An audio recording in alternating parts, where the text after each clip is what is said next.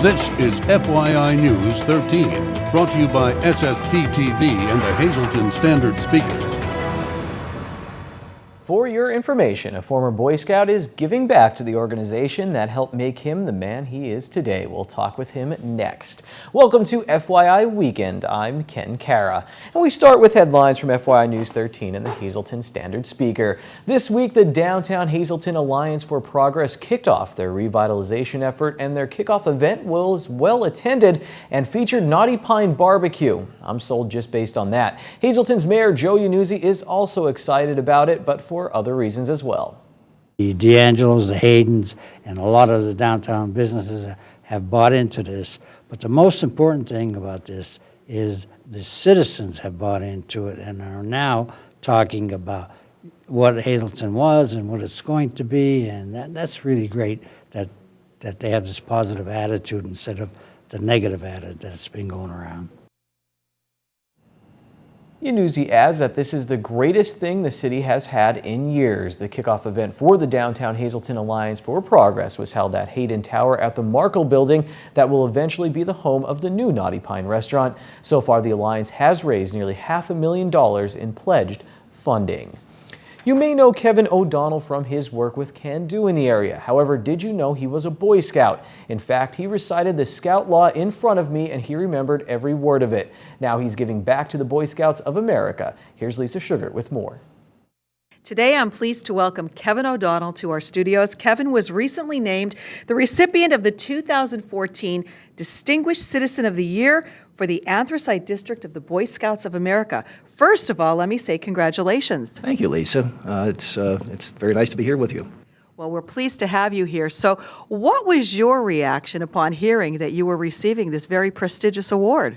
Well, I guess my first reaction was one of shock when the committee walked into my office and asked me to if I would accept the award for this year.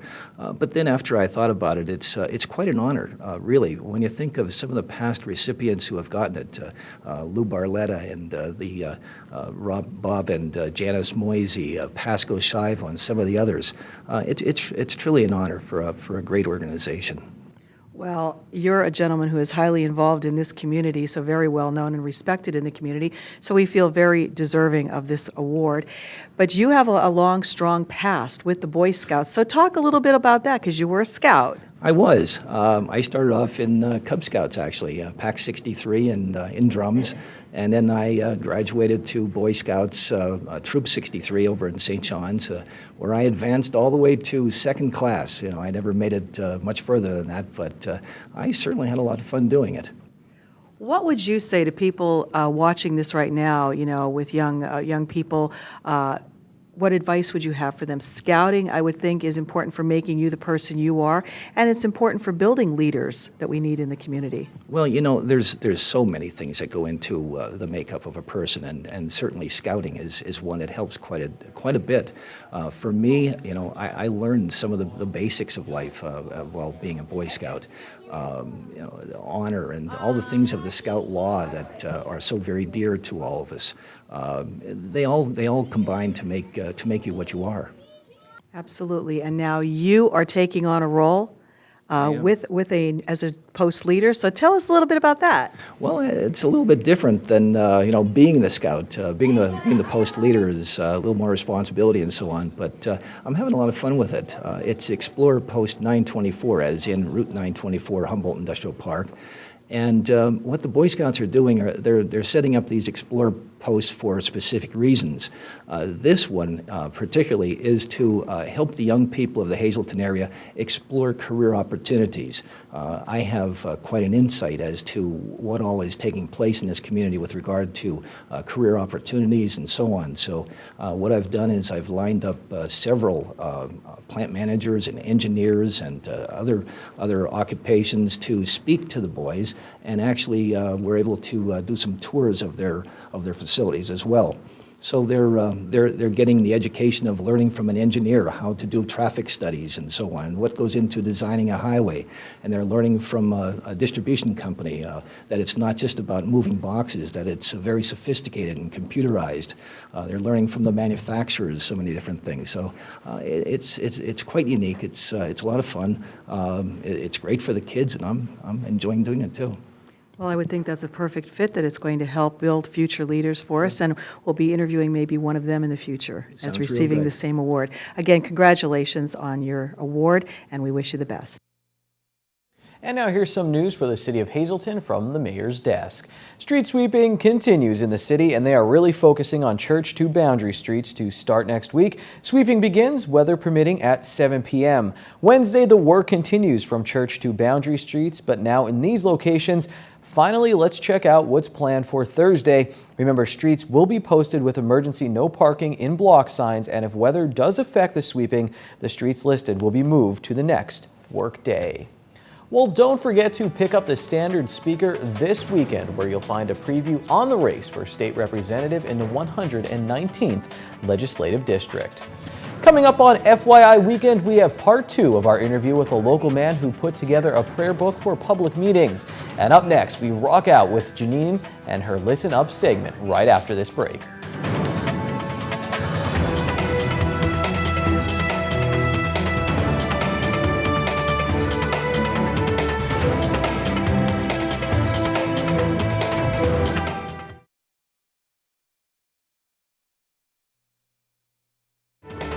This is FYI News 13, brought to you by SSP TV and the Hazleton Standard Speaker. And thanks for joining us here on FYI. It's the segment for FYI Weekend, and that is Listen Up.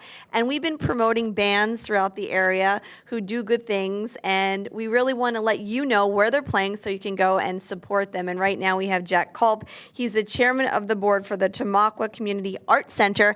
And Jack, thank you so much for joining us. Why, thank you for having me, Janine. It's a pleasure. Well, you do a lot in the community in the Tamaqua area specifically, and there are so many things going on for this summer concert series. So tell us all about this. Well, the Summer Concert Series is a Chamber of Commerce event in Tamaqua, and Thursdays, pretty much every Thursday during the summer in Tamaqua, on the platform of the train station, there is a concert from 6 to 8 o'clock. That's free admission. You can bring a blanket and sit in the grass or sit in the platform and enjoy the great music, or you can reserve a table at Vaughn's Restaurant and enjoy some drinks and dinner with the music. And you could check out all of the schedule because there's something going on June through September 4th. It's really nice to have this kind of platform for artists to go, for people to go and enjoy this beautiful weather and to promote music in the area. Oh, it's wonderful. And each one of the concerts is sponsored by a Tamaqua area business. Great. And then we give the business some mic time during the concert, of course, to promote themselves and their business. So it serves a couple of purposes. You also have some mic time of your own because you are in 3 bands. 4.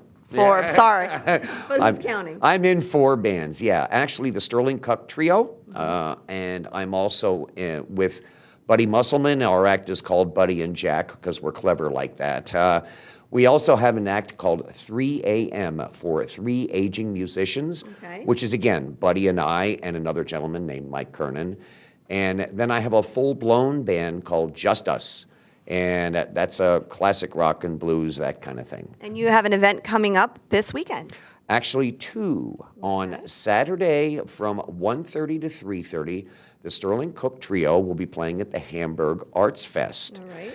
And then at 7 o'clock on Saturday night, 3 a.m. will be performing at the Brookside outside of Mahanoy City in Park Place. All right, so join us. It's actually happening today, so you can join out those events. And you can check out the Tamaqua Area Chamber of Commerce. Again, it's the Summer Concert Series. You're welcome on Listen Up here on FYI Weekend. All you have to do is contact me, right? So let's hear your pitch to these musicians. Okay, this is it. How can you pass up an opportunity like this? Get a hold of Janine here at SSP TV, and she'll set you up. How can you turn it down? It's free. Goodness. All right, so let's promote music, and we'll go back to you in the studio. Now get ready for part 2 of our interview with Tom Cara, a member of Tamaqua's Borough Council who put together a prayer book for public meetings. Tom Cara is back with us, councilman in Tamaqua. Thank you again for being with us. And again, my Uncle Tommy here, my godfather as well. Happy to be talking with him. He put together a book called Prayers for Public Meetings, and this was over time. You said you were praying at these meetings, and at times you could realize it's hard. Sometimes people ask you to pray at Thanksgiving dinner, and it's hard for the words to come to you. So you put this book together for people maybe struggling just with that. And tell us how it first started. You were writing prayers down. Just tell us how the book came together. Okay, well, what I was doing was we were praying at council meetings, and I went to the internet to try to find something. I don't know if it was around a holiday or something, but there are so many prayers on the internet, and I printed it off and I set it at the council meeting, and I would put it in my briefcase. And then it would go on. There would be maybe something would happen. There was a hurricane somewhere and there was devastation and people were in trouble, and I'd look on the internet and there were prayers that people were offering for these victims. So I would print that off and I would put it in my, say it at the council meeting, then put it in my briefcase. And this went on for a couple years, maybe 2 years. And then I had hip surgery, and that put me at home for like 3 months with nothing to do. So I thought to myself, I think I'll take these prayers out of my briefcase and type them all up. So I started typing them all up, and I told my wife, and she looked at them and she says, it's incredible. And she had a friend at school whose husband had a printing business. So I took all of these Word documents over to Brad Murphy down there at Rush Printing, and I showed them to him, and Brad says, oh boy, he says, this is, yeah, he says, Tom, he says, why don't you leave these here, and over the next couple of months, he says, when I have time, I'll retype them in a program that we need to print them. And so Brad did that for me, and then he told me, he says, look, he says, I'm going to hook you up with somebody from the Times News in Tamaqua so that you could get these prayers printed in a book format. So I did take them down to the Times News, and they helped me. And they suggested you copyright them, right? That you copyright this book, so now you've got the copyright, right, correct? I did. I applied for a copyright, and I did receive a copyright number on it, so I got to get the copyright designation put in here.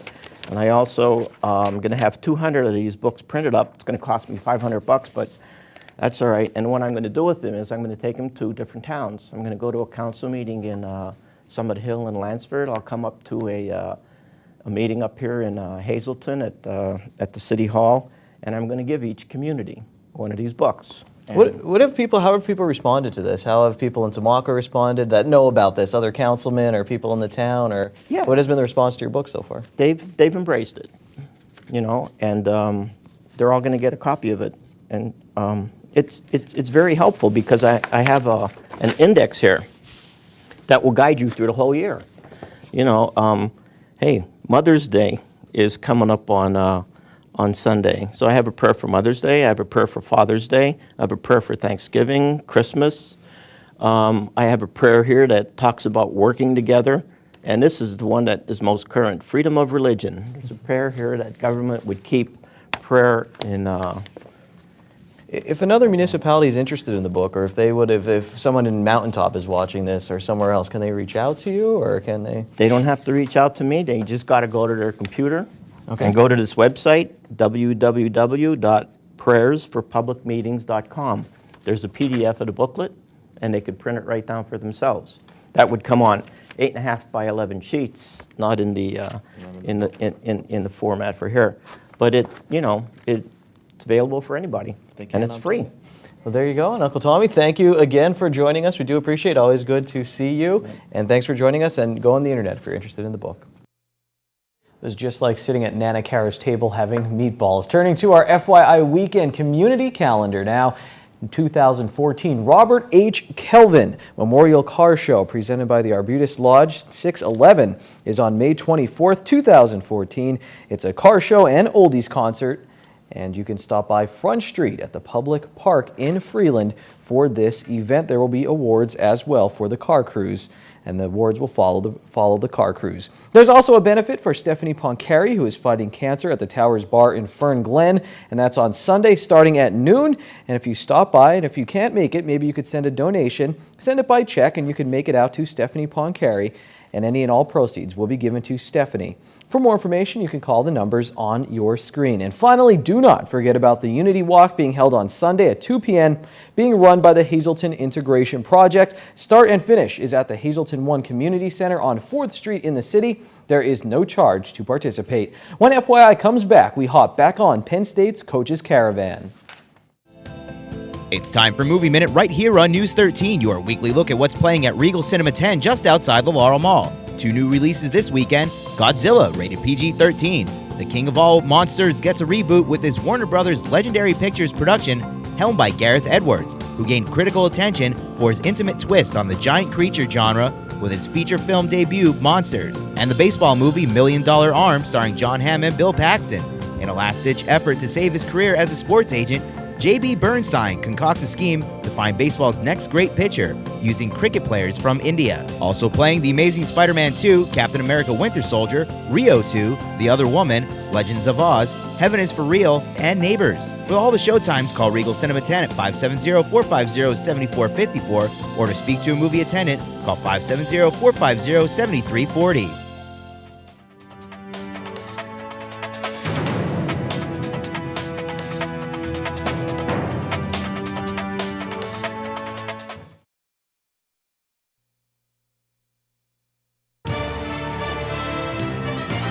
This is FYI News 13 Sports.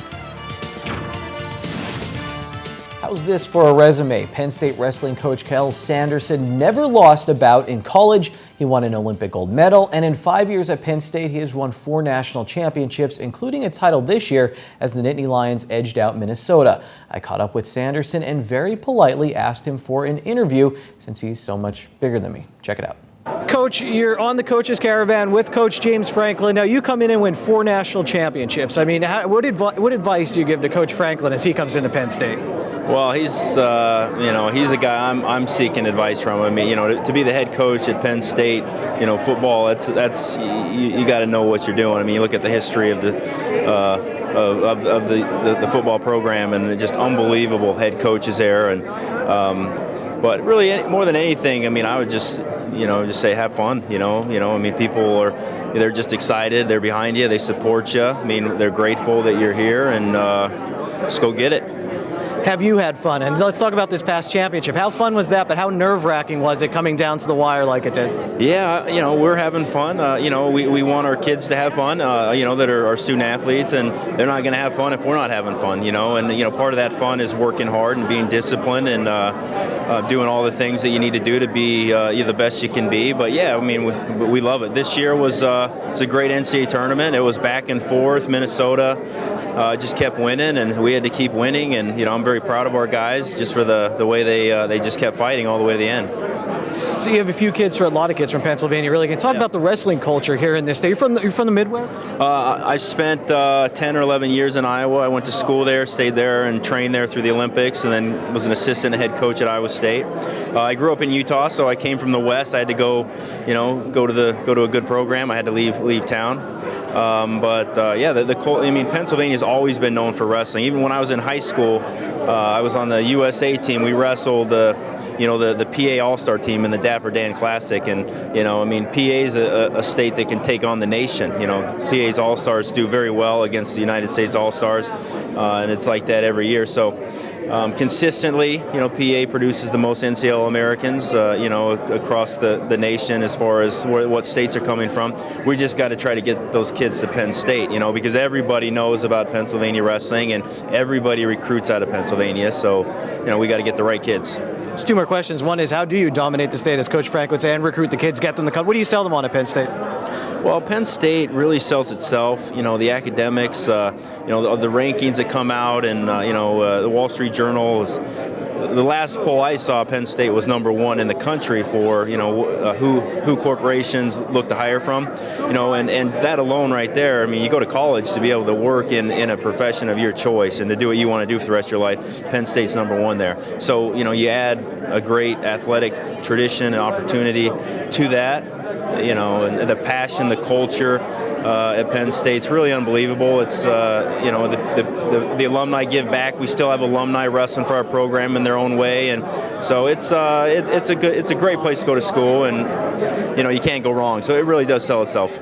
Last question. Since I grew up in Pennsylvania, I always saw a lot of Penn State stuff. I see a lot of Penn State wrestling T-shirts, hats now. Have you noticed a change with the success of the program, the excitement around it, the people you get out to the matches, events? Yeah, I think, there's always been a passion. Before our staff got to Penn State, I mean, they were still a top 5 school as far as attendance, dual meet attendance, and that was just part of seeing the potential there. And it's great to walk downtown, downtown State College, and see that every store is selling wrestling hats and T-shirts. I mean, that really is something special and something we're very proud of. We still have more coming from the Coaches Caravan, including more from head football coach James Franklin and women's soccer coach Erica Walsh. It's the weekend, and I love sitting at a high top, ordering some delicious apps and having a few beverages with my friends at Bottlenecks, where they have an awesome atmosphere with awesome food.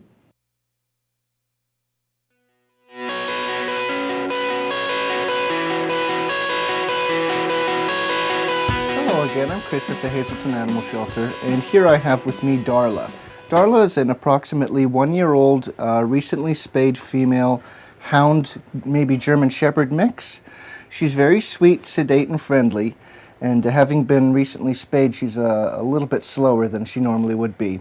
But for the most part, she's a lot more affectionate than she is playful. She's about a medium-sized dog, and we recommend long walks and a decent-sized yard for her to play in. Darla hasn't been tested with dogs or other animals yet, but if you do have a dog of your own and you're considering adopting her, we always would like to set up a meet and greet to make sure she's going to get along with the animal you already have. As I said, Darla's recently spayed. She's also current on all of her vaccinations, including her rabies and distemper, and she also tested negative for heartworm and Lyme. That's it for our dog. Now let's have a look at our cats. Hello, I'm here in the female colony with Soraya once again. Though many of the animals here in our cat colonies have already been adopted, Soraya here is still awaiting a home, so we've chosen to feature her a second time. Soraya is approximately 3 to 4 years old, and she's a spayed female tortoiseshell cat. She's very affectionate, and despite her size, loves to be held. Soraya is very affectionate with both people and other cats, so I think anybody who already has pets in the home would do well with Soraya as well. Thank you very much, and if anybody is interested in adopting either Darla or our featured cat here, Soraya, please come on down to 101 North Poplar Street here in Hazelton.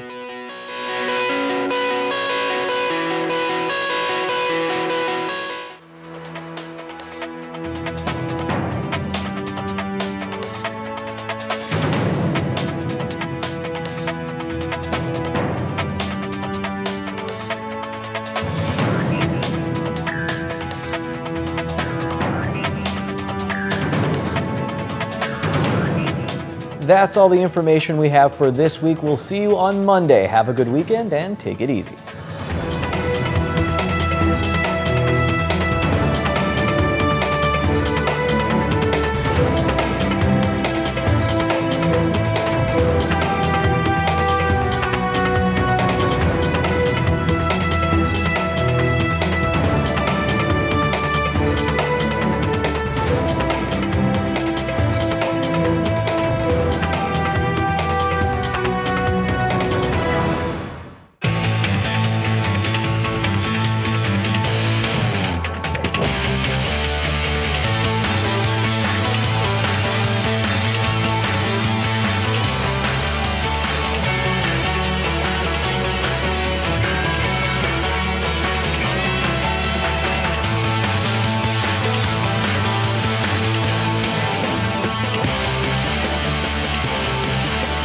Burger Cadillac, Hazelton. Drive with experience.